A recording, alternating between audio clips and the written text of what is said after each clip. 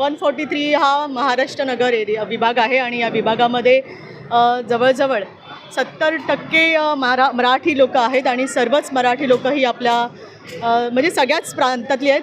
महाराष्ट्र नगरमधली पाटण, सातारा, कराड, कोल्हापूर, सोलापूर, सांगली या साईडची सर्वच आहेत.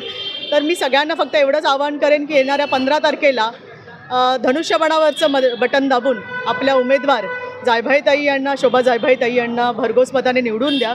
निवडून देण्याचं कारण एकच आहे की जर आपण आपल्या समाजाला मानत असो, आपण आपल्या धर्माला मानत असो आणि आपण आपल्या परंपरांना मानत असो, तर त्या परंपरेंना पायी होण्याची पात्रता जर आपल्यात असेल तर आपण नक्कीच महायुतीच्या उमेदवाराला निवडून द्यावं.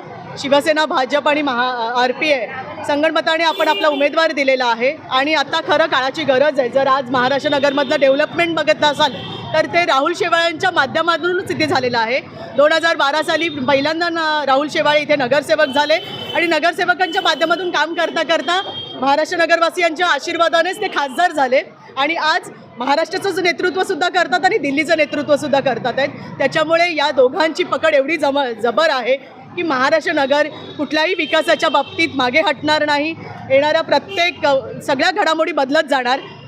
कोणी कितीही आपापले जरी फितूर असले तरीही धनुष्यबाण हे असं चिन्ह आहे, बाळासाहेबांचं चिन्ह आहे की धनुष्यबाण शिवसेना या पक्षावरती आणि शिंदेसाहेबांवरती एवढा विश्वास लोकांचा, मराठी माणसांचा एवढा विश्वास झाला आहे की लाडक्या बहिणीसुद्धा स्वतःहून उतरलेल्या आहेत.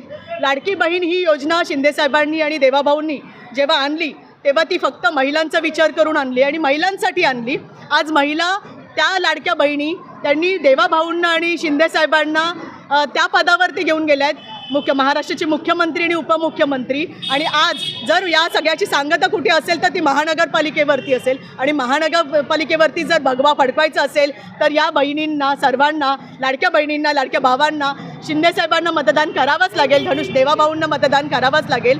कारण महायुतीचं सरकार आहे आणि नक्कीच येणाऱ्या नगरसेवक या ह्याच्यामध्ये निवडणुकीमध्ये महानगरपालिकेवरती भगवा फडकणार आणि महायुतीचा मराठी महापौर होणार हे ठामपणे सांगते.